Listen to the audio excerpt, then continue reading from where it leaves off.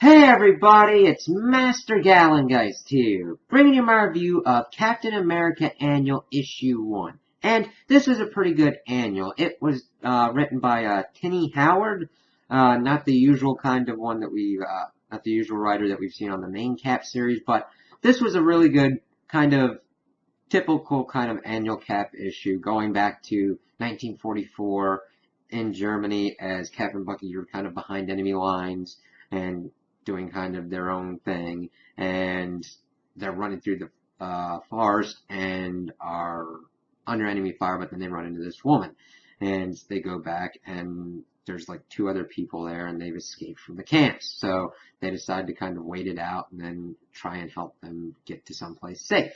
And it's kind of cool. They only really focus on two of the main prisoners and give some kind of story behind them, but other than that, it's pretty good. I mean, there's not much really else that hasn't really been done with that time period before, but it's not like I didn't enjoy it. I'm like, okay, this was done pretty well.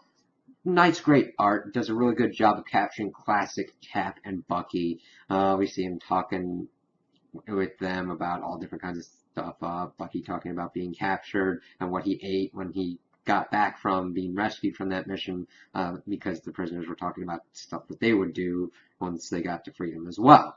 And it was just kind of cool seeing the different kind of stories and seeing kind of them have to change their plans because during the middle of the night, the male member was going after the latrine and he got shot, and Cap's trying to figure out what best to do. Go back into Germany so that way he can get treatment, but he's like, he can't go back because he's on their pink list as a homosexual, and he wants to go to America. So Cap's like, alright, yeah, we'll help you guys.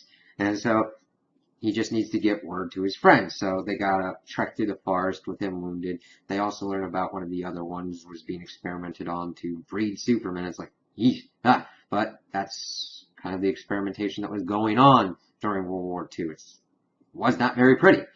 But they're again beset upon by some Nazis. Cap and Bucky are able to fight them off. They get to a tower and they get out the signal, but not before another group comes up and starts blasting away at the tower. And he tells the rest of the escapees to jump into the water, and they're able to get in there. And of course, Dum Dum Dugan comes up with a submarine and asks Cap if he's coming with him. He's like, nope, we still got some fight to finish. And it was just a very good Cap story, classic Cap story. There's nothing much really going on with it. It wasn't really connected to the run going on at the moment, so I was kind of disappointed in that. I kind of would have rather had something going on now, dealing with the fallout of everything that's been going on with Secret Empire and Hydra Cap and all that kind of stuff that's going on with the Power Group. I could have rather wanted that, but it was nice to have a kind of classic Cap story like this, classic Cap and Bucky, and I thought it was good and serviceable, but I could have rather wanted something that was dealing with today.